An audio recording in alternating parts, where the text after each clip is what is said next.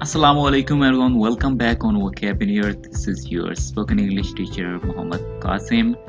आज के लेसन में हम सीखने वाले हैं डू, डज और डिड का इस्तेमाल। इनको हम स्पीकिंग में, इंग्लिश स्पीकिंग में कैसे इस्तेमाल करते हैं और इनके रूल्स क्या हैं इस्तेमाल करने के, ये चीज़ें हम देखने वाले हैं।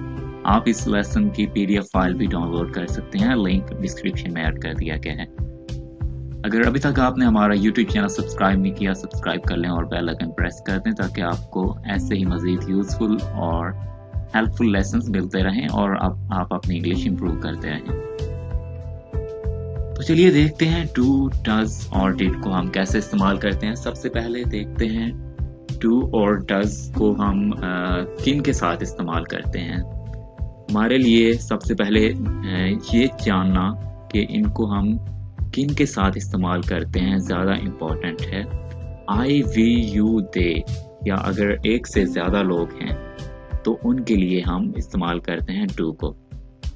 आपने ये बात याद रखनी है कि आई, वी, यू, दे या एक से ज़्यादा लोग हैं उनके साथ डू को इस्तेमाल करते हैं और इसका मतलब है करता है, करता है।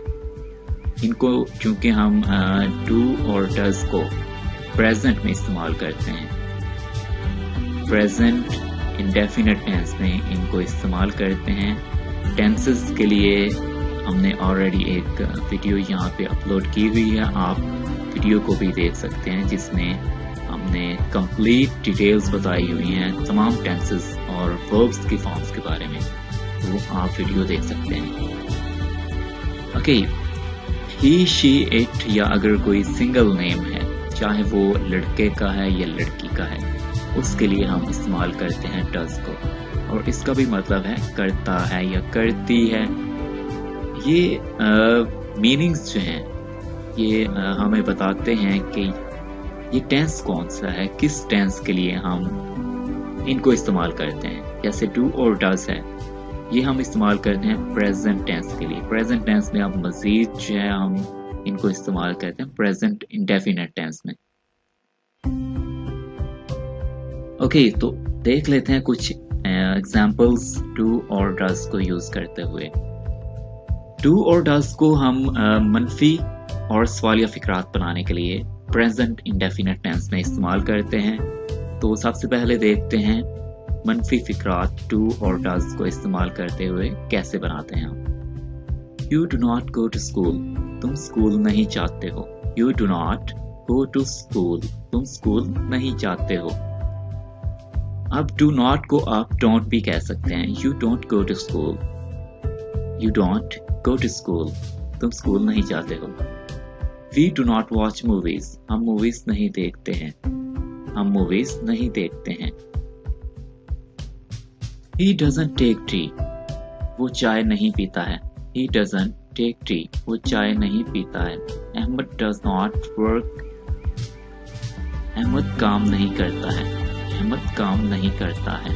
अब यहाँ पे हमने you के साथ do को इस्तेमाल किया, यहाँ पे we के साथ इस्तेमाल किया। आप बाकी जो वर्ड्स अभी मैंने आपको बताए थे, I, we, you, they या अगर एक से ज़्यादा लोग हैं उनके साथ भी आप इस्तेमाल कर सकते हैं do not को। जैसे I do not go to school, Ahmed and Ali do not go to school, we do not go to school।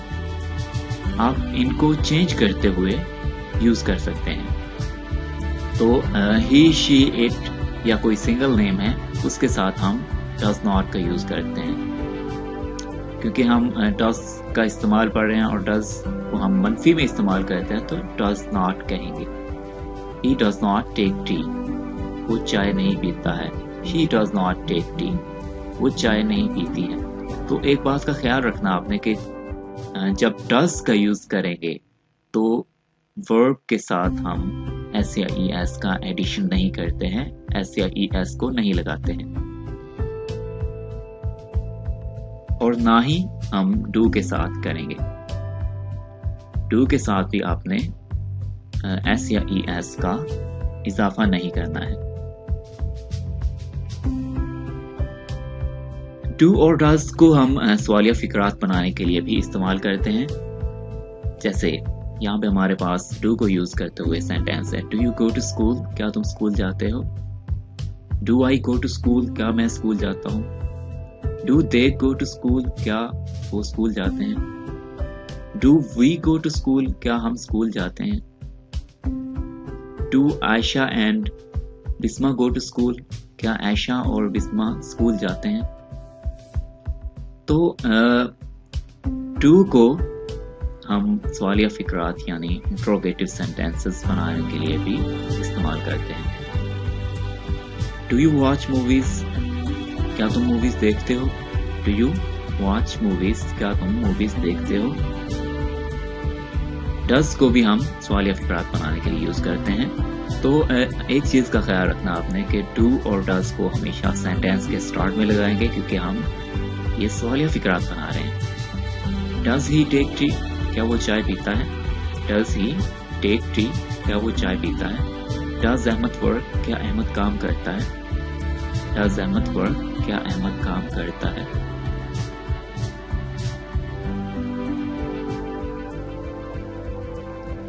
Next हमारे पास आता है डिड का यूज। डिड को भी हम मनफी और सवालिया दो तरह के फिक्रात के लिए यूज करते हैं। डिड को एक्चुअली यूज किया जाता है पास्ट के लिए। अगर आपने कोई काम कर लिया है तो उसके लिए हम इस्तेमाल करते हैं डिड को। जैसे हमने किसी से पूछना है क्या तुमने ये काम कर लिया है, तो डिड का यूज करें। किसी को बताना है कि उसने ये काम नहीं किया, तब भी डिड का यूज करें। लेकिन अगर हम बात करते हैं किसी के काम करने के उसने काम कर लिया है, जैसे इस सेंटेंस को हम चेंज करें, you did not take tea, तुमने चाय नहीं पी, तुमने चाय नहीं पी। तो यहाँ पे हम नहीं का जिक्र कर रहे हैं, मतलब कि मनफी फिक्रा बना रहे हैं। अगर हम ये कहें कि तुमने चाय पी है, फिर हम कहेंगे you took T, you took T. ये एक्चुअली पास्ट इंडेफिनेट टेंस है, तो पास्ट इंडेफिनेट टेंस के सादा फिक्रात में हम सेकंड फॉर्म का यूज करते हैं, और मनफी और सवालिया के लिए हम मनफी के लिए डिड नॉट और सवालिया के लिए डिड का यूज करते हैं। तो डिड को हम इस्तेमाल करते हैं पास्ट इंडेफिनेट टेंस में। You did not take tea, तुमने चाय नहीं पी। You did not wash your hands, तुमने हाथ नहीं धोए। You did not wash your hands, तुमने हाथ नहीं धोए। He did not sleep, वो नहीं सोया। Bisma did not make tea, Bisma ने चाय नहीं बनाई। यहाँ पे आपने एक चीज का ख्याल रखना है कि डिड के साथ हमेशा first form of verb use करें। डिड के साथ first form of verb use करें, जैसे sleep first form of verb है, वॉश, टेक, मेक, ये सब फर्स्ट फॉर्म ऑफ वर्ब्स हैं। तो एक तो इस बात का आपने ख्याल रखना है कि first form of verb use करें, और सेकेंडली डिड को हम हर किसी के साथ इस्तेमाल करते हैं। I, we, you, they, he, she, it, या जो भी हमारे पास सब्जेक्ट्स हैं या प्रोनाउन हैं, जो भी काम करने वाले हैं, सबके साथ हम डिड का यूज करेंगे। डिड को हम सवालिया फिक्रात बनाने के लिए भी इस्तेमाल करते हैं। तो ये सवालिया फिक्रात प्रेजेंट इंडेफिनेट टेंस के हैं, सॉरी पास्ट इंडेफिनेट टेंस के हैं। जैसे डिड यू टेक टी, क्या तुमने चाय पी?